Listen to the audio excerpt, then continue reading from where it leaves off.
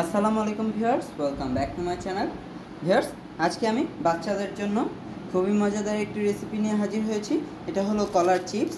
আর এই কলার চিপসটা খুবই মজাদার অ্যান্ড ক্রিস্পি। তো এই ক্রিস্পি অ্যান্ড মজাদার রেসিপিটা কীভাবে তৈরি করা যায়, লেটস সি। কলার চিপসটা তৈরির জন্য আমি এখানে কাঁচা কলা নিয়েছি।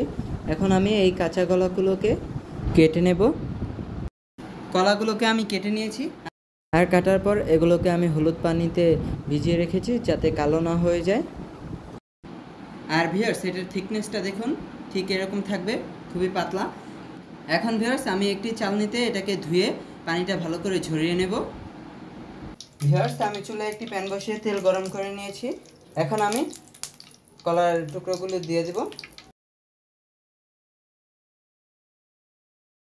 ভিউয়ার্স, এটাকে আমি হালকা ব্রাউন করে ভেজে নেব।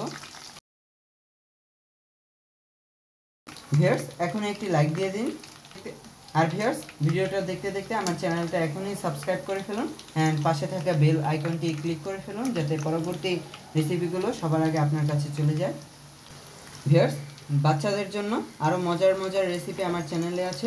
আপনারা চাইলে আমার চ্যানেলটা ভিজিট করে সেই রেসিপিগুলো দেখতে পারেন। ভিউয়ার্স, এই পর্যায়ে আমি এগুলোকে নামিয়ে নেব।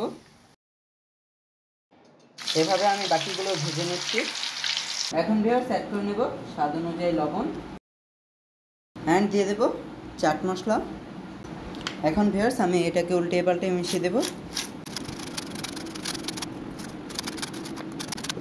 এখন ভিউয়ার্স, এটা জাস্ট খাওয়ার পালা। দেখুন এটা কতটা ক্রিস্পি হয়েছে, সাউন্ডটা শুনে বোঝা যাচ্ছে।